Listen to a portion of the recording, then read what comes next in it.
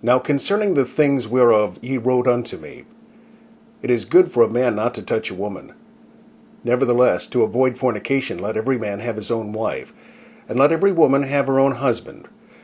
Let the husband render unto the wife due benevolence, and likewise also the wife unto the husband. The wife hath not power of her own body, but the husband. And likewise also the husband hath not power of his own body, but the wife. Defraud ye not one another, except it be with consent for a time, that ye may give yourselves to fasting and prayer, and come together again, that Satan tempt you not for your incontinency. But I speak this by permission, and not of commandment. For I would that all men were even as I myself.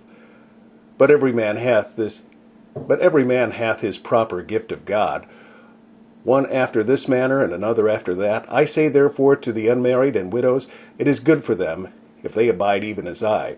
But if they cannot contain, let them marry, for it is better to marry than to burn.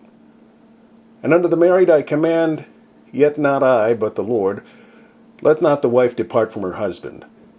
But, and if she depart, let her remain unmarried, or be reconciled to her husband.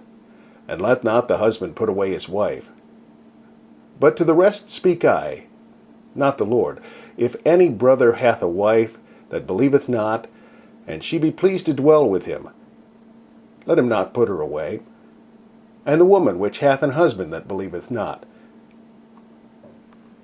and if he be pleased to dwell with her, let her not leave him. For the unbelieving husband is sanctified by the wife, and the unbelieving wife is sanctified by the husband. Else were your children unclean, but now are they holy. But if the unbelieving depart, let him depart.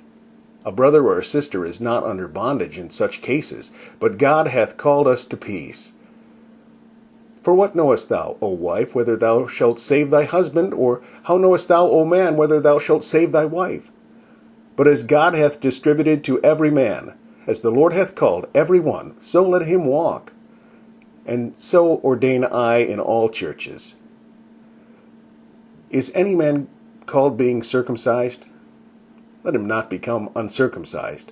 Is any called in uncircumcision? Let him not be circumcised. Circumcision is nothing, and uncircumcision is nothing, but the keeping of the commandments of God. Let every man abide in the same calling wherein he was called. Art thou called being a servant? Care not for it. But if thou mayest be made free, use it rather. For he that is called in the Lord, being a servant, is the Lord's freeman. Likewise also he that is called being free is Christ's servant. Ye are bought with a price. Be not ye the servants of men.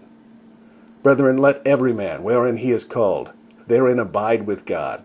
Now concerning virgins, I have no commandment of the Lord, yet I give my judgment, as one that hath obtained mercy of the Lord to be faithful. I suppose, therefore, that this is good for the present distress. I say that it is good for a man so to be.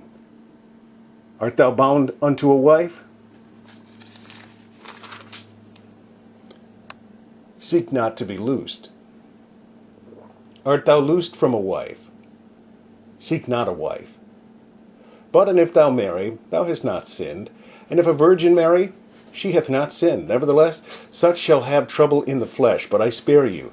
But this I say, brethren, the time is short. It remaineth, that both they that have wives be as though they had none, and they that weep, as though they wept not, and they that rejoice, as though they rejoiced not, and they that buy, as though they possessed not, and they that use this world, as not abusing it, for the fashion of this world passeth away.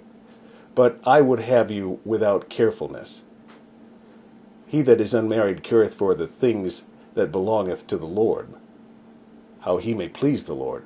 But he that is married careth for the things that are of the world, how he may please his wife.